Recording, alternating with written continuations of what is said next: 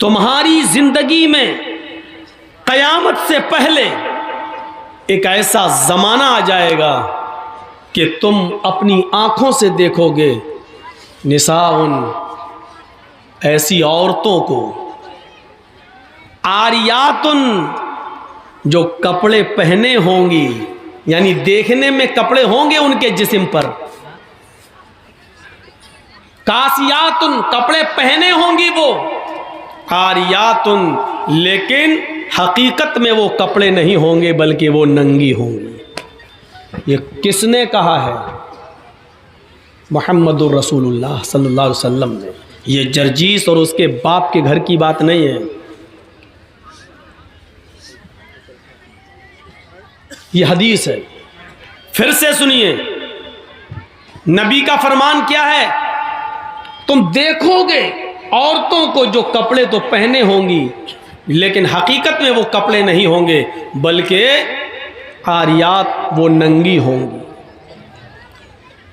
माइलात, जब वो निकलेंगी अपने घरों से तो नौजवानों को अपनी तरफ माइल करेंगी, अपनी तरफ रिझाएंगी, अपनी तरफ आकर्षित करेंगी, अपनी तरफ खींचेंगी। व मुमीलात,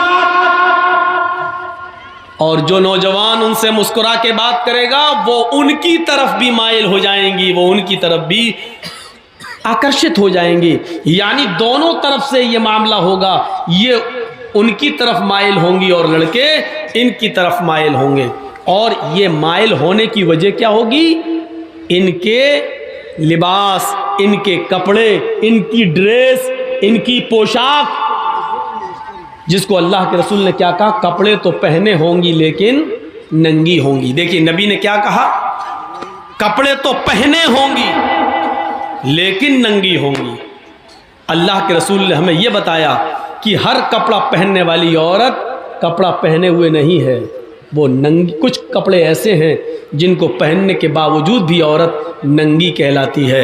आज तक हमने किसी औरत को नंगा कहा है? इसी जलसे में चलिए बाहर, आओ इसी स्टेज के बाहर चलते हैं, चंद कदम की दूरी पर चलते हैं और अभी हम आपको दिखा देते हैं कि कितनी लड़कियां और कितनी औरतें नंगी घूम रही हैं। आप कहोगे दिखाइए मौलाना, और जिसको मैं दिखाऊंगा आप कहोगे नंगी कहां है, तो मैं आपको कहूंगा कि अल्लाह के रसूल ने इसी औरत को नंगा कहा है। कपड़े तो पहने होंगी लेकिन नंगी होंगी। अब मैं आपसे पूछता हूं कि अगर ये नंगी नहीं है तो इस ड्रेस को आप क्या कहोगे? आप कहेंगे ये फैशन है। साहब आजकल ये फैशन चल रहा है। देखिए सोच की फिक्र क्या हो गई है। नबी अकरम जिसको नंगा कह रहे हैं, हमारी सोच उसको फैशन कह रही है। इसलिए कुरान ने क्या कहा है? अल्लाह से डरो और सोचो, वल तंजुर, गौर करो कि तुमने कल कयामत के दिन के लिए क्या भेजा है। अपनी सोच बदलो। जब तक हम इन लड़कियों के इन कपड़ों को ड्रेस कहते रहेंगे, किसी एक औरत को आप नहीं सुधार सकते हो, किसी एक लड़की को राह रास्त पे नहीं ला सकते। जब हम इन गुजरने वाली लड़कियों को ये कहेंगे ये नंगी लड़की जा रही है, बेहया जा रही है, बेशरम जा रही है, जब आप अपनी सोच को नबी की हदीस के मुताबिक ढालेंगे तब आप अपने समाज और अपने मुआशरे के अंदर कुछ इस्लाही कदम उठा सकते हैं। नहीं साहब, हम कैसे कहते हैं इसमें तो प्रधान की लड़की है, इसमें तो सरपंच की लड़की है, इसमें तो एमएलए की बेटी है, इसमें तो एमपी की बेटी है।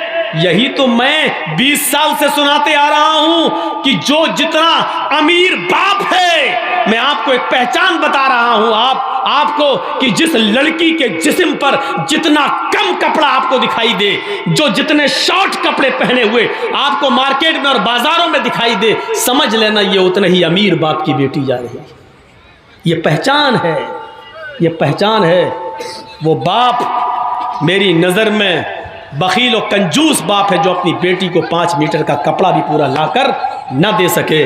बखील है, कंजूस है और वो अपनी बेटी का सौदागर है। अल्लाह के रसूल ने ऐसे बाप को दयूस कहा है। और दयूस का माना जानते हो? सुनो, इस गुस्से की वजह आप खुद हैं, हम नहीं हैं।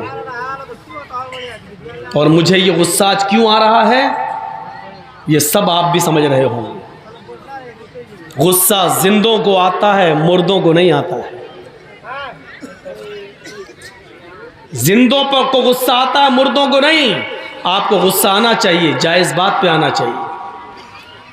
अल्लाह के रसूल को भी गुस्सा आता था, और इतना आता था कि आपकी गुस्से में आंखें लाल हो जाती थी और ऐसा लगता था जैसे किसी ने अनार का जूस, अनार का रसा नबी अकरम की आंखों में डाल दिया। लोग कहते गुस्सा हराम है, नाजायज़ गुस्सा हराम है।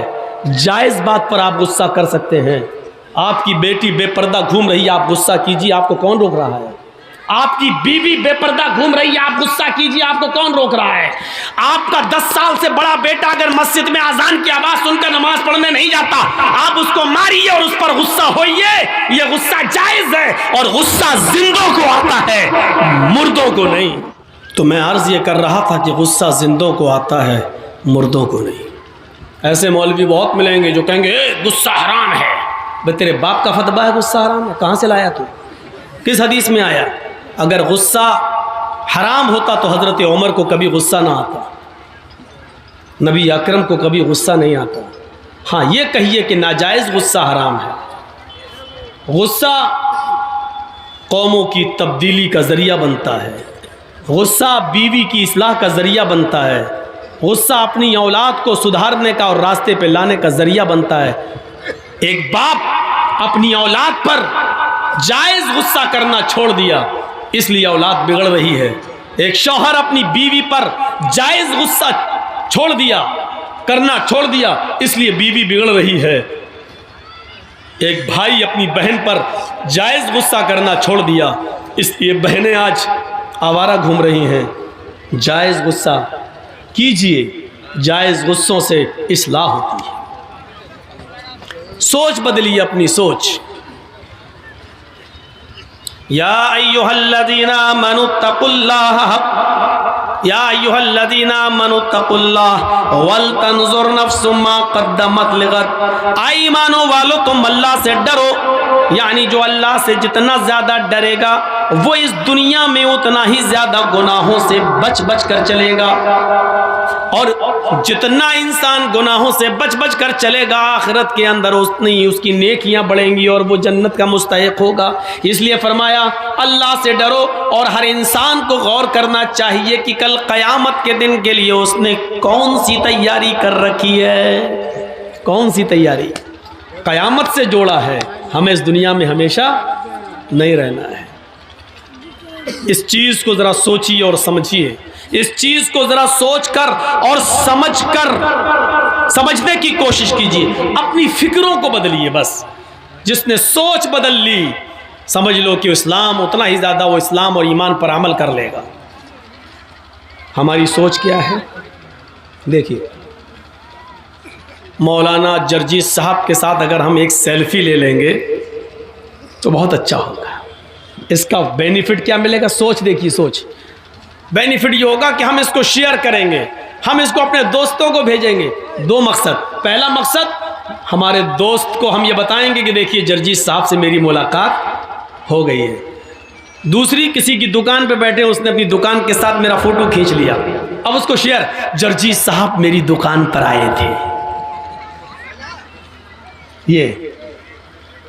ये हमारी सोच है कि कोई बड़ी चीज नहीं है। सेल्फी सोच क्या है? वीडियो बन रही है, मोबाइल आ रही है, यूट्यूब पे आ रही है, तकरीरें बन रही है, कैमरे वाले आ रहे हैं। तो हमने अगर सेल्फी ले ली, तस्वीर ले ली, तो इसमें बुराई क्या है? ये सोच है हमारी।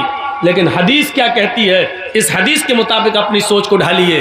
बहुत गीत सुन लिया आपने, औरतों ने बड़ी फरमाइश की कि गीत पढ़िए। ऐसी चीज़ें तो औरतों को पसंद है, वो सुन ली। जो हम बता रहे हैं वो पसंद कहाँ है? मौलवी तो हमारे कपड़ों पे पाबंदी लगा रहा है, कल हमारी सैंडल पे पाबंदी लगा देगा, परसों हमारी फेयर एंड लवली और पॉन्ड्स पे पाबंदी लगा देगा।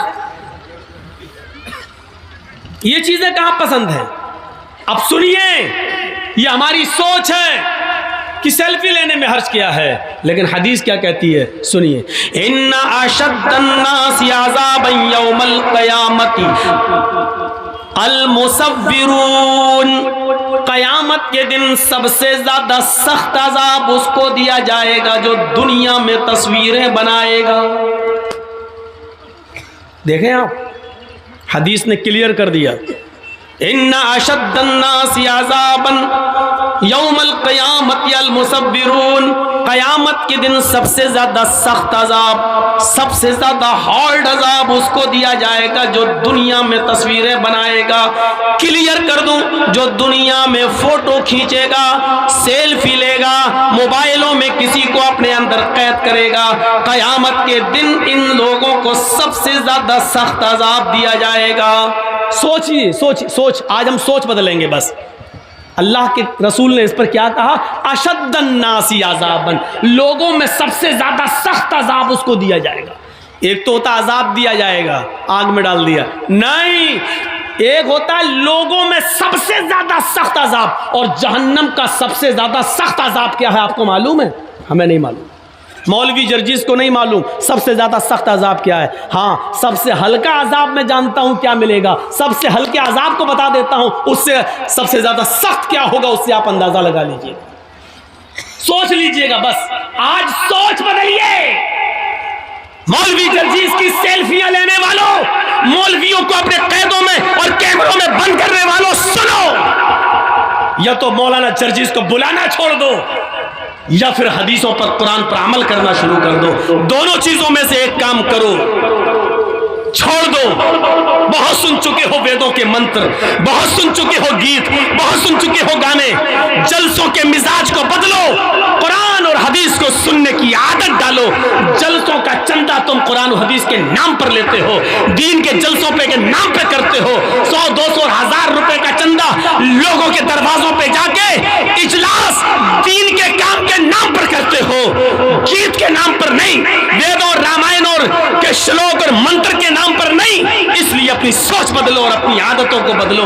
मेरी बात आज कड़वी लगेगी, अब क्या करूं, जब बीमारी इतनी बढ़ गई है कि होम्योपैथिक और मीठी गोलियों से सही नहीं होगी तो ऑपरेशन करने की जरूरत पड़ रही है, तो कर रहा हूं। आज की तकरीर के बाद या तो जिंदगी भर के लिए मौलाना जर्जीस को तलाक दे दोगे या अपनी आदत बदल लोगे।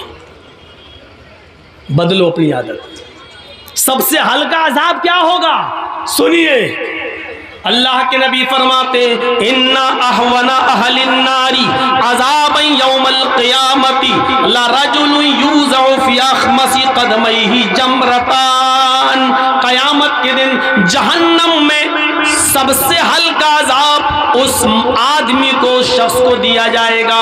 सबसे हल्का अजाब उस शख्स को दिया जाएगा। सबसे हल्का अजाब क़यामत के दिन उस शख्स को दिया जाएगा जिसके पैरों के तलवे के नीचे, तलवा समझते हैं ना, पैरों का तलवा, ये जिसके पैरों के दोनों तलवों के नीचे आग की 2 चिंगारियां रख दी जाएंगी। चिंगारी समझते हैं ना, चिंगारी एक तो होता है कोयला जल के अंगारा बन गया, वो तो अंगारा हो गया, अंगारा छोड़ दीजिए। चिंगारी, चिंगारी को कैसे समझाऊं? बीड़ी पीते हैं, चलती है ना, हल्की सी एक चिंगारी निकली बीड़ी में से, यहां से एक फूटी, बुझ गई, ये होती है चिंगारी। कितनी सी होती है? छोटी सी। अल्लाह के नबी कहते हैं जिसने दुनिया में सबसे कम गुनाह किए होंगे, छोड़ दीजिए, हम लोग तो उसमें शामिल है नहीं, सबसे कम गुनाह करने वालों में हम लोग शामिल नहीं है, माफ कीजिएगा। हम लोगों ने कितने गुनाह किए पता नहीं। कयामत के दिन सबसे हल्का अजाब उसको दिया जाएगा जिसने दुनिया में सबसे कम गुनाह किए होंगे। कोई तो होगा अल्लाह का बंदा जिसने कम गुनाह किए होंगे, सबसे हल्का अजाब उसको दिया जाएगा। और उसको सबसे हल्का अजाब दिया जाएगा तो कौन सा अजाब होगा? लरजुलुन यूज़अु फ़ी अख़मसी क़दमैहि जमरतान, उसके पैरों के दोनों तलवों के नीचे आग की 2 चिंगारी रख दी जाएंगी, हल्की हल्की सी 2 चिंगारी, सिर्फ 2 चिंगारी उसके दोनों पैरों के नीचे रख दी जाएंगी, एक इधर एक इधर। इन दोनों चिंगारियों की वजह से उसकी हालत क्या हो रही होगी। सुनो अल्लाह के नबी क्या फरमाते हैं और अपनी सोच को बदलो। अल्लाह के नबी क्या कहते हैं, सब इन दोनों चिंगारियों की वजह से उसकी हालत ये होगी, यगली मिनहुमा दिमागुहु, जैसे तुम हांडी के अंदर पानी भरकर आग पर रख देते हो, चूल्हे पर रख देते हो, और थोड़ी देर के बाद वो पानी जब बॉयल होता है, उबलता है, हांडी में उस पानी के खौलने की आवाज आती है, यगली मिनहुमा दिमागुहु, आग की इन दोनों चिंगारियों की वजह से उसका दिमाग खौल रहा होगा, आग की दोनों चिंगारी की वजह से इसका दिमाग ठिकाने नहीं रहेगा, उसका भेजा बाहर निकला जा रहा होगा, उसका दिमाग हांडी की तरह खौल रहा होगा, यरा अन्नहु अशद्दु अज़ाबन, वो ये समझ रहा होगा कि मेरे अल्लाह ने, मेरे रब ने मुझे जहन्नम में सबसे ज्यादा हार्ड, सबसे ज्यादा सख्त अजाब दिया है। हालांकि ये सबसे हल्के अजाब वाला इंसान होगा, ये सबसे हल्के वाला अजाब होगा, सबसे हल्का अजाब वाला इंसान होगा, लेकिन इन दोनों चिंगारियों की वजह से वो ये समझ रहा होगा कि हमसे ज्यादा सख्त और हमसे ज्यादा शदीद, हमसे ज्यादा हार्ड अजाब किसी को नहीं दिया जा रहा है। फोटो बनाने वालों, तस्वीरें खींचने वालों, अब सोचो, मुझे मालूम है कि मेरी इस तकरीर के बाद भी तुम नहीं मानोगे। कुछ लोग कुत्ते की पूंछ की तरह टेढ़े होते हैं, उनको 100 साल के बाद भी कुत्ते की पूंछ को अगर निकालोगे तो वो टेढ़ी निकलेगी, सीधी नहीं होगी। इसके बाद भी चुपके से किसी न किसी तरीके से ले लेंगे। होता है, मेरी नहीं किसी और की, वो लेंगे, नहीं बदलेगी आदत, मरेंगे तब देखा जाएगा, अभी थोड़ी मर रहे हैं हम, मरने से पहले तौबा कर लेंगे। जब अल्लाह रब्बुल आलमीन का फैसला आ जाता है तो कभी कभी वक्त ऐसा भी होता है कि तौबा के दर, तब तौबा की मोहलत भी नहीं मिलती है, किसी से माफी और तलाफी की मोहलत भी नहीं मिलेगी। कभी कभी ऐसा मंजर भी सामने आ जाता है। मेरे प्यारे साथियों, गौर कीजिए, इस मंजर को देखिए, सोच बदलिए अपनी। सबसे हल्का अजाब उसको दिया जाएगा जिसके पैरों के तलवे के नीचे 2 आग की चिंगारियां रख दी जाएंगी। जब सबसे हल्का अजाब ही होगा तो तस्वीर बनाने वालों को सबसे ज्यादा सख्त अजाब दिया जाएगा। तो सबसे ज्यादा सख्त अजाब क्या होगा? इन्ना शद्दन्नासी अज़ाबन यौमल क़यामती अल मुसव्विरून, क़यामत के दिन सबसे ज्यादा सख्त अजाब उनको दिया जाएगा जो दुनिया में तस्वीरें बनाएंगे, जो दुनिया में फोटो खींचेंगे, जो दुनिया में अपने मोबाइल में किसी को कैद करेंगे। सोचो तुम, अल्लाह रब्बुल आलमीन की एक तख्लीक, अल्लाह ने इंसान को, जानदार को पैदा किया, तुम उसको अपने कैमरों में बंद कर रहे हो, जबकि तुम उसके अंदर रूह नहीं डाल सकते हो। कयामत के दिन अल्लाह तुम्हारे इन कैमरों को तुम्हारे सामने पेश कर देगा। तुमने जिन चीजों को खींचा है वो पेश कर देगा। तुमने अपने मोबाइल से डिलीट जरूर कर दी है मौलाना जर्जीस की तस्वीर, फला मौलाना की तस्वीर, लेकिन फरिश्तों ने जो रिकॉर्ड कर लिया है वो तस्वीर डिलीट नहीं होगी। कयामत के दिन उन तमाम तस्वीरों को सामने रखा जाएगा। फिर अल्लाह कहेगा इनके अंदर रूह डालो, जो ना तुम्हारी ताकत है, ना हमारी ताकत है, ना तुम्हारा बाप रूह डाल सकता है, ना मेरा बाप रूह डाल सकता है। अल्लाह कहेगा आए फरिश्तों, इन्होंने हमारी तख्लीक की है, इन्होंने जानदारों की तस्वीरों को कैद किया है, फिर इसने रूह नहीं डाली है, ले जाओ इनको जहन्नम के अंदर फेंक दो और सबसे ज्यादा सख्त अजाब दो, सबसे ज्यादा हार्ड अजाब इन्हीं को दो। वो सबसे ज्यादा सख्त अजाब क्या होगा हमें नहीं मालूम। हाँ, सबसे हल्के अजाब से हम सोच सकते हैं कि जब हल्का अजाब ही है तो सख्त अजाब फिर क्या होगा? सख्त अजाब क्या होगा? अपनी सोच को बदलो। हम अपनी सोच नहीं बदल पा रहे हैं। अल्लाह ने क्या कहा? सोचो, गौर करो कि कल कयामत के दिन के लिए तुमने कौन सी तैयारी करी। जब ये सोचोगे कि हमें कयामत के दिन अल्लाह के सामने सवाल का जवाब देना है तो हम दुनिया में अल्लाह से डरेंगे। कुरान की एक आयत पढ़ता हूं, जरा इसका मंजर देखिए आप। वमन अरज़ा अन ज़िक्री फ़इन्न लहू मईशतन ज़न्का।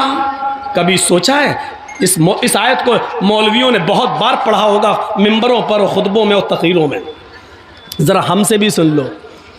वमन अरज़ा अन ज़िक्री फ़इन्न लहू मईशतन ज़न्का, जो मेरे जिक्र से एराज़ करेगा, जो मेरे जिक्र से एराज़ करेगा, हम क़यामत के दिन फ़इन्न लहू मईशतन ज़न्का, हम उसकी रोज़ी को तंग कर देंगे। अल्लाह ने यह नहीं कहा कि हम उसकी रोज़ी को बंद कर देंगे, अल्लाह ने कहा हम उसकी रोज़ी को तंग कर देंगे। अब सुनिए, बंद करना क्या होता है और रोज़ी तंग करना क्या होता है। अब किसी की आवाज़ नहीं निकलना चाहिए, जो जिसकी आवाज़ निकले उसको फ़ौरन भगाओ यहाँ से। थोड़ा सा सुन लीजिए, मैं चाहता हूँ कि बहुत आसान उर्दू में आपको समझाऊँ, क्योंकि ये मिला जुला बेल्ट है। आप लोग बंगला भी समझते हैं, लेकिन बिहार है, इसलिए आप हमारी जो ज़बान से उर्दू लफ्ज़ निकल रहे हैं आप उसको, हम बहुत आसान उर्दू बोलते हैं ताकि आप और हम सब और हमारी माँ बहनें भी समझ जाएं। अगर उनके कानों में मेरी आवाज़ जा रही है तो थोड़ी देर के लिए वो अपनी साड़ी और अपनी सैंडल दूसरों को दिखाना छोड़ दें। औरतों की आदत होती है, साड़ी तेरी कितने की, कहाँ से ली, चप्पल कितने की, ये लिपस्टिक कहाँ मिली है, ये दुपट्टा कहाँ मिला, भी ब्लाउज कहाँ से लाई, यही उनकी आदत होती है। और ये आदत उनकी कभी बदल नहीं सकती, फितरत है, फितरत है, आदत कभी नहीं बदल सकती है। तो सुनिए, वमन अअरज़ान ज़िक्री, पहले तो ये समझो कि जिक्र किसको कहा गया। जो मेरे जिक्र से एराज़ करेगा, एराज़ का मतलब मुंह फेरेगा। अब एराज़ भी बताना पड़ेगा ना, वमन अअरज़ान ज़िक्री, जो मेरे जिक्र से एराज़ करेगा। एराज़ करने का मतलब पीठ दिखाएगा, मुंह फेर लेगा। एक होता मना कर देना, हट नहीं, मानेगा लेकिन पीठ फेर लेगा, अभी हम नहीं कर रहे, चलो। ये है एराज़ करना, ये है एराज़ करना। वमन अअरज़ान ज़िक्री, जैसे मैच देख रहे हैं हम, इंडिया पाकिस्तान का मैच आ रहा, 5 ओवर रह गए हैं, इसी बीच में अजान की आवाज़ आ गई, अल्लाहु अकबर अल्लाहु अकबर। हम 5 वक्त के नमाजी हैं लेकिन मैच देखने के शौकीन हैं। या अल्लाह, 5 ओवर रह गए हैं, पता नहीं कौन जीतेगा। अगर नमाज पढ़ने जाते हैं तो मैच का मज़ा नहीं ले पाएंगे। नमाज पढ़ के जब तक आएंगे तब तक मैच ख़त्म हो जाएगा, वो तो पता चल जाएगा कौन हारा कौन जीता, लेकिन मैच का मज़ा नहीं ले पाएंगे। और अगर मैच देखने में लगे हैं तो नमाज जा रही है, क्या करें, चलो नमाज तो बाद में भी पढ़ लेंगे क़ज़ा, लेकिन मैच कहाँ बार बार आता है, देख रहे हैं। इसका मतलब क्या हुआ, आपने नमाज पढ़ी, अगरचे पढ़ी, लेकिन अजान हो रही है, आप मैच देख रहे हैं, मस्जिद में नहीं जा रहे हैं, तो इसका मतलब ये हुआ कि आपने नमाज से एराज़ किया है। पढ़ी है लेकिन उस वक्त नहीं पढ़ी जब आपको जाना चाहिए, आपने एराज़ किया। यह है एराज़ करना।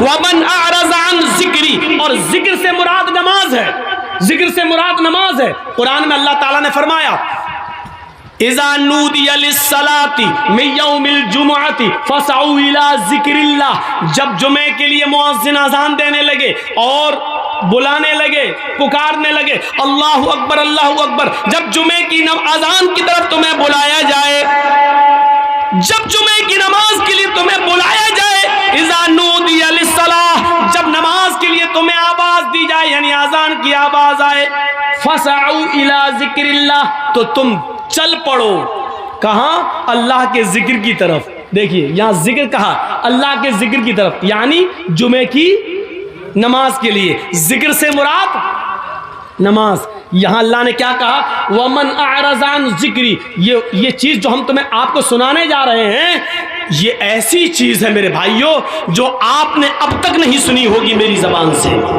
अब तक इस इलाके में। सुनिए इसको, आज मैं अपने अंदाज में आपको सुना रहा हूं, और बहुत काम की चीज़ है। आपको जाना होगा तो चले जाइए, लेकिन इस एराज़ को और जिक्र की बात को सुनने के बाद आप जा सकते हैं, आप जिसको जहाँ जाना, लेकिन ये सुन लीजिए, वमन अअरज़ान ज़िक्री, जिसने हमारी नमाज से एराज़ किया, हमारे जिक्र से एराज़ किया, फ़इन्न लहू मईशतन ज़न्का, हम उसकी रोज़ी को तंग कर देंगे।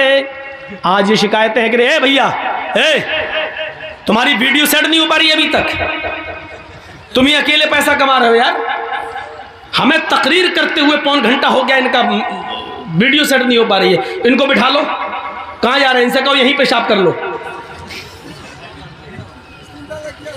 देखिए हमको सामने से जो आदमी उठता है तो हमको बहुत डिस्टर्ब होता है, मैं अपनी आदत बता दे रहा हूँ। एक बार हैदराबाद में तकरीर कर रहा था, सामने से एक आदमी उठा, मैं समझा पेशाब करने जा रहा, आया सीधा माइक पकड़ के क्या बोल रहा है, फिर अंडे टमाटर पत्थर सब चला।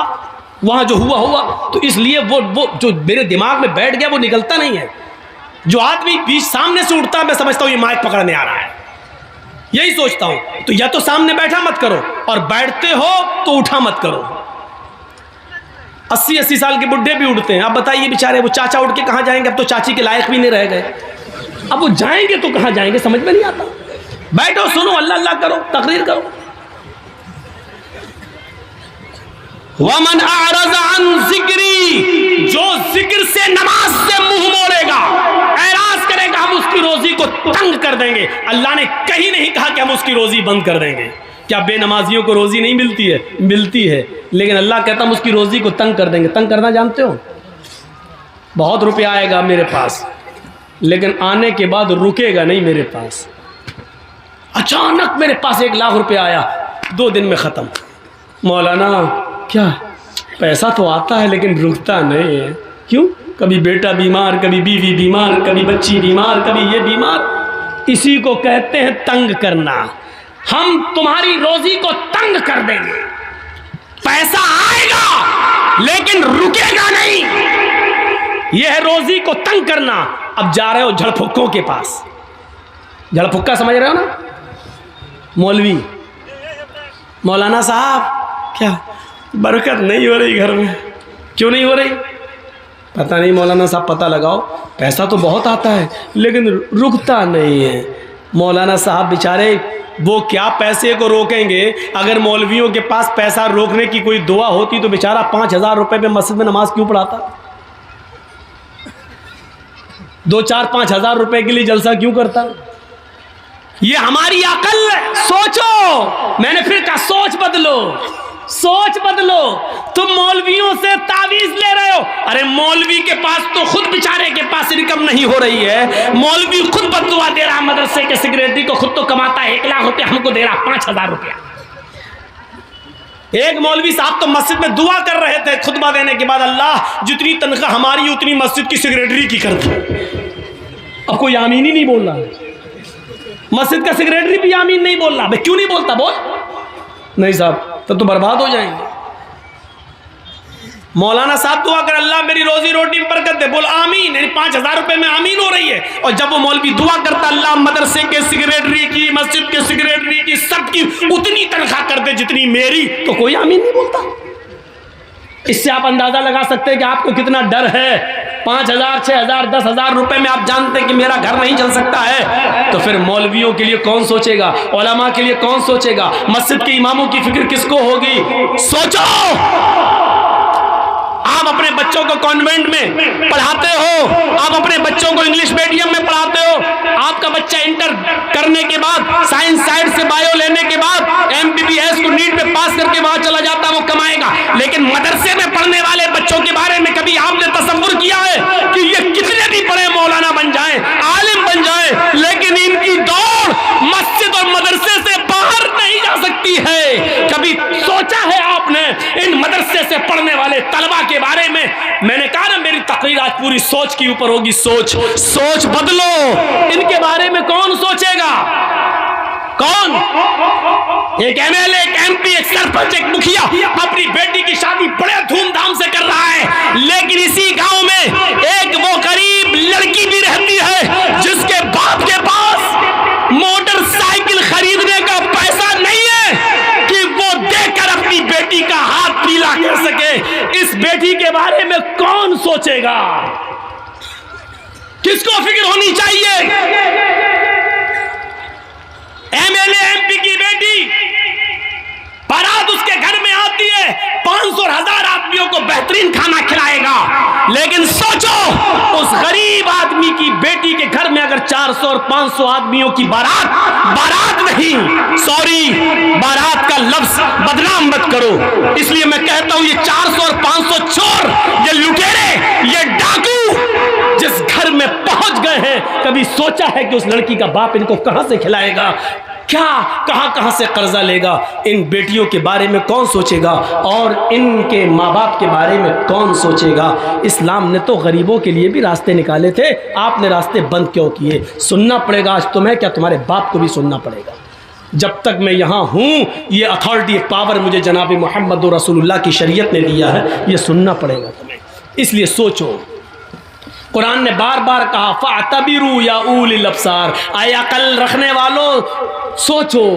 कुरान ने बार बार कहा तदब्बरून, क्या तुम गौर व फिक्र नहीं करते, ताक़िलून, क्या तुम अक्ल शऊर से काम नहीं लेते। कुरान ने बार बार सोचने और फिक्र करने की दावत दी है कि सोचो। वमन अअरज़ अन ज़िक्री फ़इन्न लहू मईशतन ज़ंका, जो दुनिया में अल्लाह के जिक्र से एराज करेगा, हम उसकी रोजी को तंग कर देंगे। फिर समझो एराज किसको कहते हैं। एराज हमारी बीवी का, यानी हमारा और हमारी बीवी का, दोनों का बच्चा तो एक ही होता है।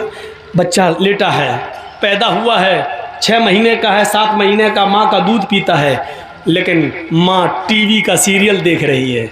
सोचिएगा, माँ टीवी का सीरियल देख रही है, बहुत अच्छा नाटक आ रहा है, बहुत अच्छा सीरियल आ रहा है, बच्चा भूख से रो रहा है। माँ की जिम्मेदारी है कि अपने रोते हुए बच्चे को उठाए, अपनी पिस्तान से अपना दूध पिलाए, लेकिन माँ जानती है कि बच्चा रो रहा है, लेकिन बच्चे को रोने दे रही है, लेकिन सीरियल का ड्रामा नहीं छोड़ रही है। थोड़ी देर का और है, इसको पूरा हो जाने दो, बच्चे को दूध पिलाऊंगी तो सही से देख नहीं पाऊंगी। इसको कहते हैं कि इस माँ ने बच्चे से एराज किया है, यानी माँ बच्चे को भूल गई है। माँ ने बच्चे को भगा नहीं रही है, बच्चे को फेंक नहीं रही है, बच्चे को मार नहीं रही है, बच्चे से पीठ फेर ली, यानी एराज कर लिया। यानी माँ अपने बच्चे की फिक्र नहीं कर रही है, बल्कि सीरियल की फिक्र कर रही है। इसका मतलब क्या है, एराज कर, इसको कहते हैं एराज। अब आप समझ गए ना एराज किसको कहते हैं। घर में आग लगी है, आग जल रही है, मेरा घर जल गया और हम मैच खेलने में लगे, किसी ने खबर दी तुम्हारा घर जल गया, जल्दी जाओ। अब हमें फिक्र होनी चाहिए कि हम अपना घर बनाएं, दोबारा बनाएं। जितना जल गया कोई बात नहीं, जितना बच जाए जल्दी जाएं, पानी वानी डालकर उसको ठंडा करें। जो जल गया वो तो जल गया, लेकिन जो बचा सकते हैं उसको तो बचाएं। लेकिन हमें घर की फिक्र नहीं है, बल्कि हम मैच खेलने में लगे हैं। इसको कहते हैं कि हमने घर से एराज किया, हमें घर की फिक्र नहीं है। इसको कहते हैं एराज। बच्चे से मुंह फेर लिया, यानी बच्चा रो रहा है लेकिन माँ टीवी देखने में लगी है, इसको कहते हैं बच्चे से मुंह फेरना, इसी को एराज कहते हैं। और कुरान ने इसी को कहा है वमन अअरज़ अन ज़िक्री फ़इन्न लहू मईशतन ज़ंका, जो मेरे जिक्र से, मेरी नमाज से एराज करेगा, यानी आज़ान के वक्त मस्जिद में नहीं आएगा, खेत में लगा हुआ है, खेती कर रहा है, बाजार में लगा हुआ है, मार्केटिंग शॉपिंग कर रहा है, हाँ, चाय पीने में लगा है, होटल में बैठा है, आज़ान की आवाज सुन रहा है, लेकिन मस्जिद की तरफ नहीं जा रहा है। आज़ान की आवाज सुन रहा है, कैरम बोर्ड खेल रहा है, आज़ान की आवाज सुन रहा है, लेकिन वो अपने मशगले में अपने काम को नहीं छोड़ रहा है। इसको कहते हैं कि उसने नमाज से एराज किया है। वमन अअरज़ अन ज़िक्री, दुनिया का कोई मौलवी तुम्हें कोई ताबीज नहीं दे सकता है, तुम्हारे घर में मालो दौलत के दरवाजे नहीं खोल सकता है, तुम्हें घर में खैर और बरकत का कोई ताबीज नहीं दे सकता है। अगर कोई मौलवी देता है तो वो झूठ बोलता है, अगर देता है तो ड्रामा कर रहा है, नौटंकी कर रहा है। अल्लाह ने पहले ही कह दिया, जब तू मेरे जिक्र से, नमाज से मुंह मोड़ेगा तो हम तेरी रोजी को तंग कर देंगे। अब तू चाहता है कि हमारे घर में खैरो बरकत हो, अगर तू चाहता है जो कमाता है वो पैसा रुके, तो नमाज को पाबंदी के साथ अपने वक्त पर पढ़ना शुरू कर दे। जब तू अल्लाह के जिक्र का ख्याल रखेगा, नमाज का ख्याल रखेगा, तो तेरी रोजी में तंगी नहीं आएगी, तेरी रोजी में बरकत होगी। ये इलाज बताया है अल्लाह तबारक व तआला ने रोजी में बरकत का। जा रहे हो कठमुल्लों के पास, ये तुम्हें क्या देंगे, जो खुद 5-6 हज़ार रुपए महीने पे बेचारे नमाज पढ़ाने वाले, वो आपसे और ले लेंगे। 100 रुपए दो, हमने तुम्हें तावीज़ दिया है, 51 रुपए दो, 101 रुपया दो, हमने तुम्हें इतना अच्छा, इतनी मेहनत करके तावीज़ बनाया। उनका तो रोजी रोटी इसी पे चली रही है, वो तुम्हारे घर में रोजी और रोटी के दरवाजे क्या खोलेंगे। वमन अअरज़ अन ज़िक्री, अब अब सुनिए अल्लाह के जिक्र से एराज करने वालों का अंजाम क्या होता है, नमाज को नमाज के वक्त पे न पढ़ने वालों का अंजाम क्या होता है, वो भी सुन लीजिए। सन 1995 की बात है, 1995 की तकरीबन। सुनिएगा गौर से, ये वाक़या हमारे और आपके दिलों को झंझोड़ देगा। ये बात कब की है? सन 1995 की, 1995। 21 साल ये, 5 वो, तकरीबन 26 साल पुराना वाक़या मैं बता रहा हूँ। सुनिए, गाजियाबाद से बाई रोड की बात कर रहा हूँ, बाई रोड, जब आप लखनऊ से कटते हुए, बरेली होते हुए, मुरादाबाद होते हुए जब आप गाजियाबाद जाएंगे, और गाजियाबाद से जो सड़क दिल्ली की तरफ गई है, बीच में एक एरिया है, गांव है, उसका नाम है लोनी। मशहूर जगह है लोनी, मुसलमानों की बस्ती है, काफ़ी मुसलमान उसमें रहते हैं, बहुत अमीर और पैसे वाले लोगों की बस्ती। उस बस्ती में, लोनी के अंदर, 2 सगे भाइयों की शादी होना थी, दोनों सगे भाइयों की शादी। और जिस गांव में बारात जाना थी वो एक ही गांव है, एक ही गांव में, लड़कियां अलग अलग थी लेकिन बारात एक ही गांव में जाना थी। तो शादी से, जैसे कल सुबह बारात जानी है, कल दोपहर में या 4 बजे के बाद, असर के बाद बारात जानी है, तो एक रात, यानी उससे एक रात पहले इन दोनों नौजवानों ने सोचा कि इस रात को रंगीन बनाया जाए, खेल तमाशा किया जाए। तो ये दोनों नौजवान दिल्ली से कुछ तवाइफों को लेके आए। अब तवाइफ तो नहीं बताना पड़ेगी, वो तो समझते ही है। तवाइफों को लेके आए और वो तवाइफ गाड़ियों से लाई गई, यानी इस आदमी ने अपनी गाड़ी से बुलवाई, पैसे वाले लोग थे। ईशा की नमाज, अजान के बाद, नमाज के बाद दौर चलता है शराब का, दौर चलता है नाच और गाने का। इस लड़के ने अपने यार दोस्तों को बुलाया, दोनों लड़कों ने अपने घर में दावत दी, मिनट मिनट पर चाय बनी, मिनट मिनट पर शराब आ रही है, मिनट मिनट पर दौर चल रहा है। और वो तवाइफें नाच रही हैं, डांस कर रही हैं, अपने जिस्म की नुमाइश कर रही हैं, गाना गा रही हैं, और देखने वालों की आंखों को ठंडा कर रही हैं अपने जिस्म को दिखा दिखा कर। ये नाच और गाना इतनी देर चलता है, इतनी देर चलता है कि टाइम का पता नहीं चलता।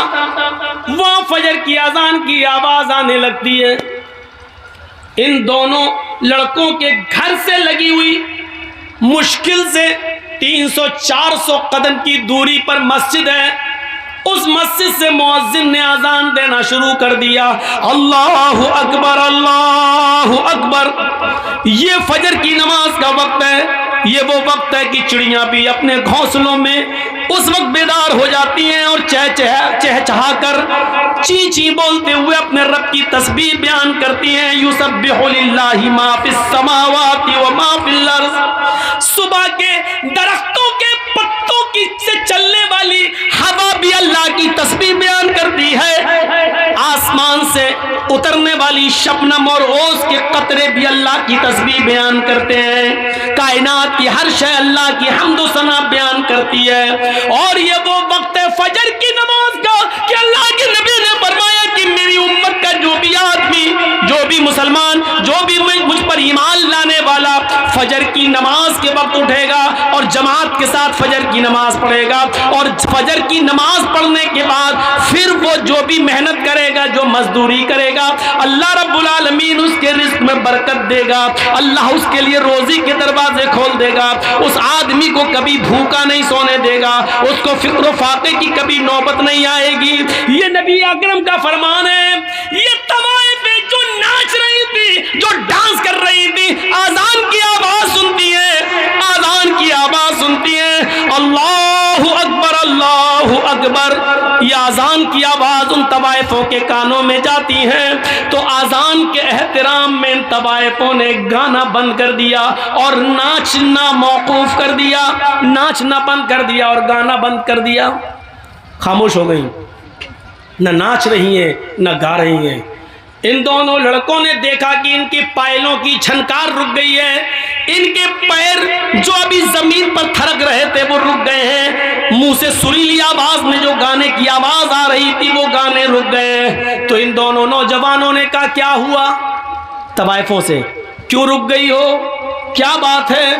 इन तवाइफों ने जवाब दिया मस्जिद से आज़ान की आवाज आ रही है, हम आज़ान के एहतराम में रुक गए हैं, हम भी मुसलमान हैं, अगरचे नमाज नहीं पढ़ते हैं तो क्या हुआ, लेकिन आज़ान का एहतराम करते हैं, हम आज़ान का एहतराम करते हैं, हमारी मजबूरियों ने हमको तवाइफ बना दिया है, नाचने और गाने वाला बना दिया है, वरना हम तवाइफ नहीं थे।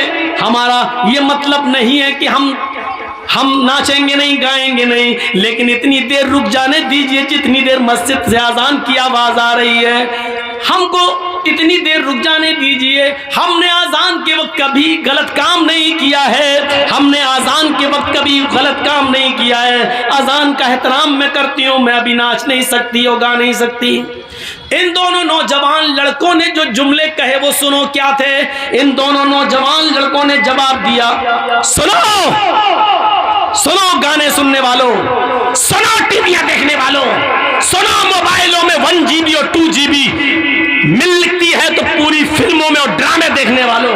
इन दोनों नौजवानों ने जवाब दिया इन तवाइफों से अजान तो दिन भर में 5 मरतबा होती है, लेकिन तुम तो रोजाना नहीं आती हो, मुअज्जिन का काम है अजान देना, वो अपना काम कर रहा है, तुम्हारा काम है नाचना और गाना, तुम अपना काम करो, अगर तुम रुक गई तो हम तुम्हें रात भर की मेहनत नहीं देंगे। उन तवाइफों ने सोचा कि मुझे रात भर की मेहनत न मिले तो इससे बेहतर है कि नाच लूं, दिलों का हाल तो अल्लाह जानता है कि मैं अजान का एहतराम कर रही हूँ। वो औरतें वो तवाइफें फिर नाचने लगी, अजान की आवाज आ रही है, उनका दिल गवारा नहीं कर रहा है नाचना, लेकिन इन दोनों भाइयों ने कहा मुअज्जिन अपना काम करता है, तुम अपना काम करो, अगर नहीं करोगी तो हम तुम्हें मेहनत नहीं देंगे, हम जो सौदा हुआ है वो तुम्हें रकम नहीं देंगे। उन तवाइफों ने दोबारा नाचना और गाना शुरू कर दिया। सुनो अजान के वक्त फिल्में देखने वालों, अजान के वक्त नाचो गाना देखने वालों, अल्लाह के जिक्र से मुंह फेरने वालों, बजाय मस्जिद के अपने खेतों में जाने वालों, बजाय मस्जिद के मॉल में शॉपिंग करने वालों, बजाय मस्जिद में जाने के होटलों में बैठ के चाय पीने वालों, बजाय मस्जिद में जाने के इंडिया पाकिस्तान का मैच देखने वालों, बजाय मस्जिद में जाने के अपने आप को लहू व लहब में मसरूफ रखने वालों, इन तवाइफों ने नाच गाना शुरू कर दिया। ये नाचती रही हो, ये नाच गाना सुबह 7 बजे तक चलता है। अपने वादे के मुताबिक इन दोनों भाइयों ने इन दोनों भाइयों ने उन तवाइफों को पूरी मजदूरी दी। उन तवाइफों ने कहा देखिए हम औरत जात हैं, पेशावर तवाइफ जरूर है, हम पैसा मिलता है, सिर्फ नाचते और गाते हैं, लेकिन अपने जिस्म का सौदा नहीं करते हैं, हमारी इज्जत को खतरा है, तुम लोग इज्जत के साथ मुझे लेके आए हो, मुझे इज्जत के साथ दिल्ली तक पहुंचा दो। इन दोनों भाइयों ने सोचा कि चलो लौंडी से दिल्ली है ही कितना दूर, हम इनको पहुंचा देते हैं, फिर वापस आ जाएंगे, 2 बजे के बाद तो बारात जाना है, अभी तो जाएगी नहीं, हम इनको छोड़ के वापस आ जाते हैं। दोनों भाई उन तवाइफों को पहुंचाने जा रहे हैं, तवाइफों की गाड़ी आगे चलती है और इन दोनों भाइयों की गाड़ी पीछे चल रही है। तवाइफों की गाड़ी आगे चलती है, तवाइफों का जो ड्राइवर था वो थोड़ा होशियार था, इसलिए उसने बहुत होशियारी के साथ गाड़ी को मोड़ मार कर निकाल लिया, लेकिन सामने से आने वाले ट्रक ने इन दोनों भाइयों की गाड़ी में ऐसी टक्कर मारी कि इन दोनों भाई की गाड़ी कई हिचकोले खाने के बाद काफी दूर गिरती है, एक खेत में गिरती है। आनन फानन लोगों की भीड़ जमा हो जाती है। किसी तरह कार का, गाड़ी का ढक्कन खोला जाता है, उसकी खिड़की खोली जाती है, उसकी विंडो खोली जाती है, लेकिन दोनों भाइयों की लाशें इतनी बिगड़ चुकी हैं, इतनी खराब हो चुकी हैं कि पहचान से बाहर है कि बड़े भाई की लाश कौन सी है और छोटे भाई की लाश कौन सी है। पहचान नहीं, पहचान से दूर है। ऐसी टक्कर होती है ट्रक से कि गाड़ी दूर गिरती है, बड़ी मुश्किल से ढक्कन खोला गया। बस करो भैया, पी लेना बाद में चाय यार, हम इनको मना कर रहे हैं, पीछे से आप बोल रहे हैं। दोनों भाइयों की गाड़ी खिड़की खोली जाती है, जब खिड़की तो लाश पहचानने में नहीं आ रही है कि बड़े भाई की लाश कौन सी है, छोटे भाई की लाश कौन सी है। इन दोनों लाशों को उठाया गया है, पोस्टमार्टम के बाद माँ बाप के हवाले किया गया है। जरा इस अंजाम को नौजवानों कभी सोचा है आपने? सोचा है आपने? 2 बजे के बाद इन दोनों की बारात जाना थी, लड़की वाले के गांव में, लड़की के गांव में, लड़कियों के गांव में इन दोनों की बारात जाना थी। जरा सोचिए, फिर हम वहीं आएंगे, सोचिए हम वहीं आएंगे, आपको बार बार वहीं ला रहे हैं, सोचिए। अभी इन दोनों की बारात लड़कियों के गांव में जाना थी, अब बारात नहीं जा रही है, अब इनका जनाजा कब्रिस्तान की तरफ जा रहा है। थोड़ी देर में कहां से कहां तब्दीली आ गई, चेंजिंग देखिए। अभी 2 बजे के बाद, 4 बजे के बाद, मगरिब के बाद इनकी बारात लड़कियों के गांव में जाना चाहिए, लेकिन अब इन दोनों लड़कों को गांव में नहीं बल्कि कब्रिस्तान ले जाया जा रहा है। अभी कुछ देर के बाद इन दोनों लड़कों को लड़की के माँ बाप की तरफ से मिले हुए कपड़े पहनना थे, सेहरा पहनना था, दूल्हा बनना था, इनको नए कपड़े पहनना था, लेकिन थोड़ी देर में अब इनको नए कपड़े नहीं बल्कि नया कफन पहनाया जा रहा है। तसव्वुर कीजिए, फिर कहता हूं सोचिए, अभी इनको कपड़े पहनना थे नए, लड़की के माँ बाप की तरफ से मिले हुए कपड़े पहनना थे, लेकिन अब बाप की तरफ से इनको कफन पहनाया जा रहा है। मेरे भाइयों जरा सोचिए, अभी थोड़ी देर के बाद इनको शादी के मंडप पे बैठना था, वही मौलवी है जो अभी थोड़ी देर के बाद इन दोनों का खुतबा निकाह पढ़ाना था उसको। या अय्युहल्लज़ीना आमनू तक़ुल्लाह हक़्क़ तुक़ातिह या अय्युहन्नासु तक़ू रब्बकुम या अय्युहन्नासु तक़ू, ये तब दुआएं पढ़ना थी उसको। अभी खुतबा निकाह में ये आयतें उसको पढ़ना थी, लेकिन अब वही मौलवी खुतबा निकाह के बजाय अल्लाहुम्मा ग़फ़िर लिहय्यिना व मय्यतिना व शाहिदिना व गाइबिना व सगीरिना व कबीरिना पढ़ रहा है। आपने सोचा है, आपने कभी गौर किया है, ये है अल्लाह के जिक्र से एराज करने का अंजाम। वमन आरज़ अन ज़िक्री फ़इन्न लहू मईशतन ज़ंका। कितनी खामोशी के साथ सुन रहे हैं अभी आप, ऐसा लग रहा है जैसे सरों पे कौवे बैठे हों। मौलाना साहब बात तो बड़ी अच्छी कर रहे हैं, लेकिन अभी देखिएगा। क्या बेटा अभी अकल में नहीं आई तुम्हारे?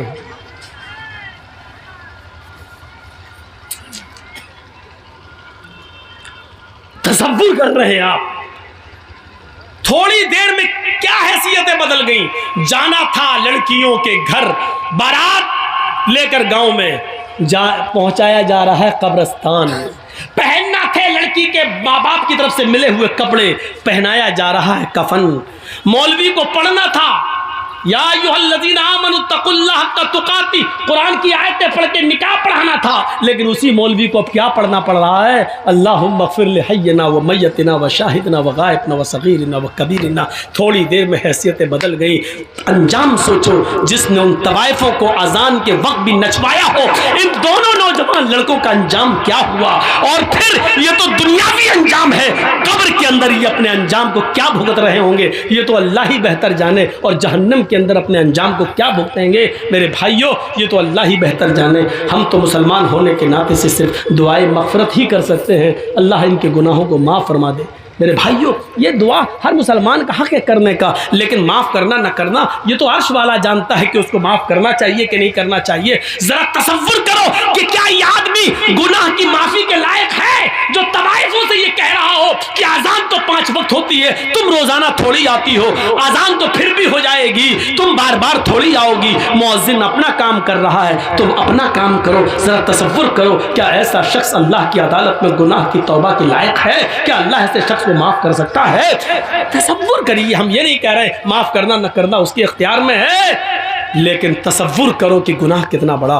वमन अरज़ान ज़िक्री फ़इन्न लहू मईशतन ज़न्का। हम हैं कहाँ? अपनी सोच को बदलो। कुरान ने वही कहा, फल तंजुर नफ्सुम मा क़द्दमत लिग़द। हर इंसान को सोचना चाहिए कि कल क़यामत के दिन के लिए उसने कौन सी तैयारी की।